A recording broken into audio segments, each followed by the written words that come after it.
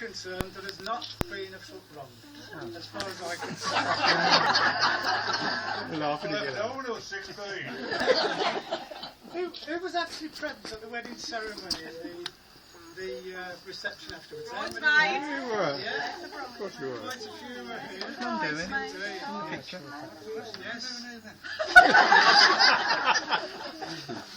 I was just saying earlier on, it was Cleveland Community Centre reception. And I remember the barrel of beer being... You weren't there, were you? The barrel of beer coming across the road from the Glebe pub. Fantastic. A few of those. So as I say, I'm only going to say a few words, but just to look back at the highlights of the life, which is their children and their grandchildren. And as I say, as far as I'm concerned, it's been a good marriage, a fabulous marriage, and I'm sure you must be feeling proud, you must be feeling happy, and you must be feeling satisfied. Fall off.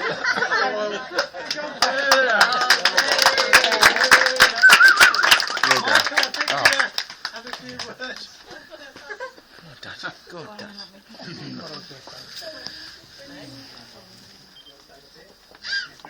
Have I got to stand up on? I've been in too long. I'm actually a professional. Who's recording it? Far too much. But, You're recording. I've been asked to say a few words, as often I am. But let me start by saying a big thank you to Jenny and David, and also to Richard and Tracy, without whose help we wouldn't have been able to host today's party, so thank you very much, guys. Also, I'd like to thank all of you for coming and keeping it a secret. A very difficult endeavour, especially you guys who were there last night. So thank you very much for that. Also, special mention to Alison, who was obviously worked tirelessly to get the garden and everything looking as splendidly as it has. I mean, although sort of I was ordered around, all I really had to do was blow up some balloons. Talking about balloons, you might be wondering why this silver balloon here instead of a gold one. About 11 o'clock this morning, Alison was messing around with them, and the 5 just took off and escaped to freedom. I didn't know what was going to explode first, the balloon or Alison, when she saw me going down the road.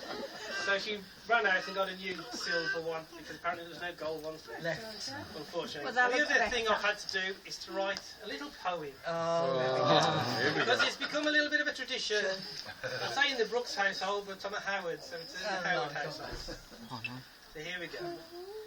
We're here today to celebrate 50 golden years since Alf and Syl both tied the knot.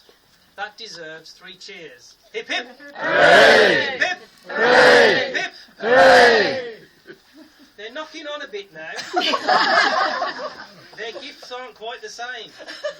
Instead of getting roller skates, they share a Zimmer frame. I think they love each other.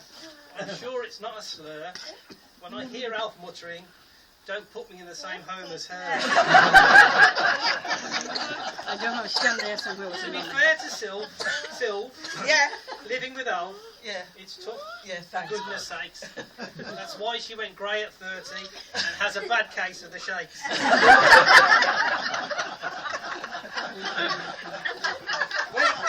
When it comes to Alf, her one pet hate, that's annoyed her all these years, is the ever-increasing amount of hair that grows out of your nose and your ears.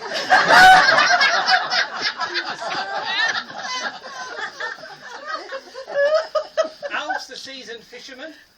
You'll often hear him say, "The one I caught was this big, but the one that got away." I've always thought that Syl was posh. Her phone voice when she's talking. "This is the Brooks resident, the lady of the house squawking." I think she must forget her roots and where she's coming from. She was dragged up on the glebe, you know. Not the smartest place in the world. Shall I eat him now, John? It's good they've both done well in life after putting the hard work in.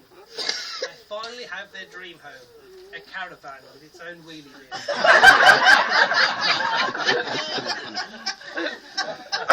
Alf's always got a story. He'll have you rolling on the floor. I haven't got the heart to say, I've heard it all before. As they both see in their twilight years, they're not quite over the hill. Oh my God. Sex is only once a year, with the aid of a Viagra pill. When they wake up in the morning, and Alf says, I'm feeling stiffer, Syl thinks she's on a promise, but Alf would beg to differ. His dodgy knees, his smoker's cough, the thought of sex makes him paler. That's why he insists on separate beds and uses an inhaler. They have 3 wonderful children, Alison, Richard and Sarah. They all use the bank of mum and dad, whose interest rates couldn't be fairer. They have 7 super grandkids. They treat them all alike, but they really got lucky when Alison wed their favourite son-in-law, Mike.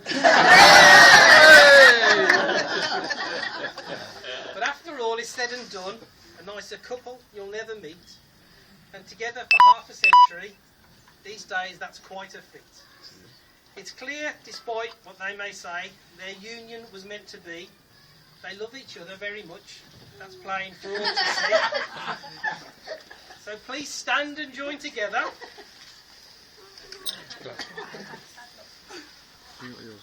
Stand in. Those who are still able to. Please stand and join together and raise your glasses as we say, love and best wishes, Alf and Syl, as we celebrate your special day. Another 50. You what, Jane? Yeah, Tracy, you're doing the next one. And many more of them. Yeah. All the best. Congratulations. Thanks for sitting down. Will you help him up somebody?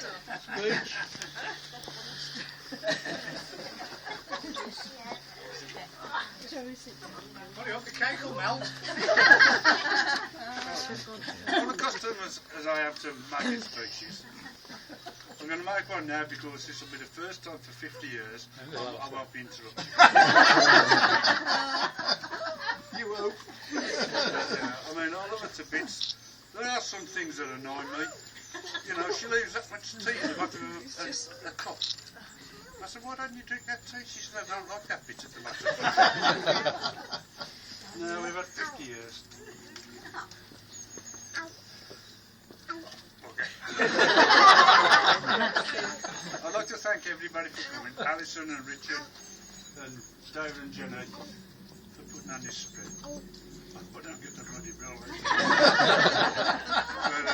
But what can you say? We've seen people who we haven't seen for years, and we've got friends. Frank and I went to school together when we were 5.